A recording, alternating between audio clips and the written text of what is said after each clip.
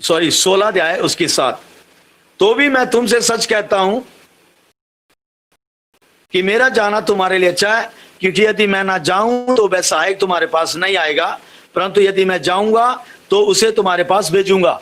पवित्र आत्मा के बारे में कि मेरा जाना तुम्हारे लिए उचित है, क्योंकि मैं पवित्र आत्मा को तुम्हारे लिए भेजूंगा जो तुम में बसेगा। आगे लिखा है, वह आकर संसार को पाप और धार्मिकता और न्याय के विषय में निरुत्तर करेगा। 3 बातों के बारे में जब भी एक विश्वासी किसी अन्य जाति के सामने खड़ा होता है तो प्रियो ये तीनों बातें जो है उस विश्वासी की, उस अन्य जाति के अंदर जो है दिखने लग जाती हैं। और आप अगर पवित्र आत्मा की सुनने में जो है तेज है, शार्प है, तो आप वहां पर इन तीनों बातों को पूरा भी कर देंगे। क्या है पहली बात कि मैं संसार को पाप के बारे में आपके वहां खड़े होते ही पवित्र आत्मा से निरुत्तर करवाएगा, तू पापी है और तू उद्धार पाना है, और मैं जो हूं यानी कि ये जो शरीर है करतार सिंह, ये तेरी तरह नहीं है। उसकी आत्मा अच्छी तरह से पहचानती है, बेशक उसका माइंड नहीं समझता मुझे उस घड़ी, लेकिन आत्मा जो पहचानती है उसकी कि मैं कौन हूं, उसको जो है तौबा करनी है और उसको धार्मिकता को ग्रहण करना है, और उसको अगर ये भी ज्ञान है कि न्याय होगा उसके हर एक काम का। पाप के विषय में इसलिए क्योंकि उन्होंने मुझ पर विश्वास नहीं किया, धार्मिकता के विषय में इसलिए क्योंकि मैं पिता के पास जाता हूं और तुम विश्वास करके तुम धर्मी ठहराए जाओगे, और न्याय के विषय में इसलिए कि संसार का सरदार दोषी ठहराया गया। हालेलुया।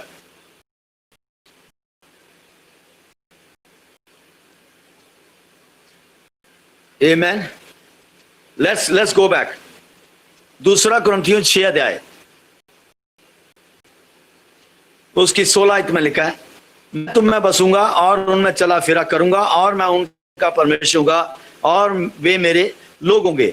17 आयत, इसलिए प्रभु कहता है उनके बीच में से निकलो और अलग रहो और अशुद्ध वस्तु को मत छुओ, तो मैं तुम्हें ग्रहण करूंगा। ये नए नियम की बात कही गई है।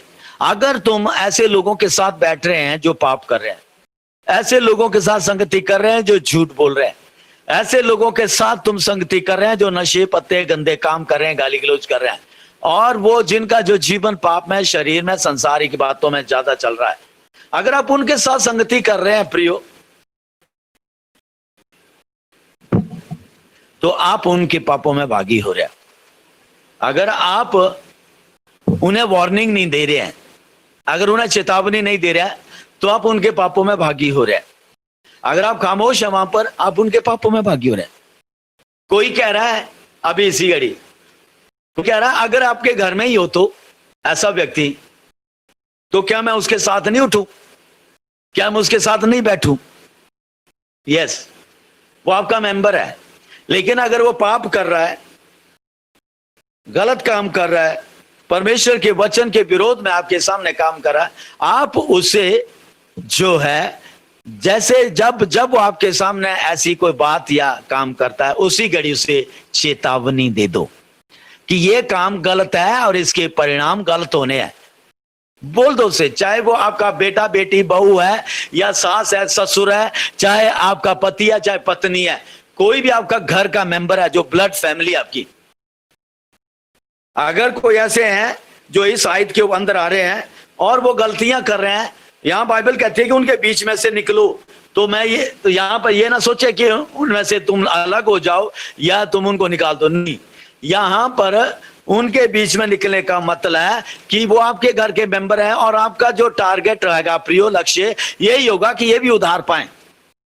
तो निकलने से उधार नहीं पाएंगे वो, लेकिन अगर आप उनकी गलतियों को बार बार जो है वो करते हैं, उनको चेतावनियां देते जा रहे हैं, चेतावनियों के ऊपर चेतावनियां, तो आप क्या कर रहे हैं? आप अपने आप को बचा रहे हैं। किसी व्यक्ति के मुंह देख करके मत न्याय करने लग जाना कि ओ नहीं ये तो बुरा मान जाएगा, ये तो ऐसा हो जाएगा। अगर आपने ऐसा किया तो आप भागी हो जाएंगे इन बातों के, और जो व्यक्ति का नुकसान तो होगा ही होगा आपके सामने उस व्यक्ति का, क्योंकि वो गलत कर रहा है, इसलिए उसके शरीर का अंत आपके टाइम आपके आंखों के सामने हो जाएगा। लेकिन उसका लेखा जो है परमेश्वर आपसे लेगा। जब परमेश्वर न्याय करेगा तो परमेश्वर आपसे कहेगा कि जब मैंने तुझे दिखाया था उसे हरकत करते हुए, तूने उसके वार्निंग क्यों नहीं दी, उसे चेतावनी क्यों नहीं दी। तब आप क्या कहेंगे, ओ प्रभु तो सुनता नहीं है, वो ऐसा नहीं। परमेश्वर विचारों को जानता है। तुम परमेश्वर की ओर से या व्यक्ति की ओर से मत बोले, तुम अपनी ओर से बोले। तुम्हारे अंदर परमेश्वर का अगर प्रेम है तो आप डांट भी सकते हैं। अगर तुम्हारे अंदर परमेश्वर का प्रेम नहीं है तो तुम नहीं डांटेंगे, फिर तुम पक्षपात करोगे, तुम डरोगे। इसलिए मसीह के प्रेम में रह के चलो विश्वासी लोगों। आपके अंदर अनुग्रह होना बहुत जरूरी है। लिखा है कृपा और सच्चाई तुझसे अलग ना होने पाए, नीति वचन 3 में लिखा है। इसे करा अपने जीवन में धारण कर। कृपा और सच्चाई, दूसरों के ऊपर कृपा करना, ये हमेशा जब जैसे ही सुबह आंख खुलती है तो आपके ऊपर ये कृपा और सच्चाई के वस्त्र होने चाहिए।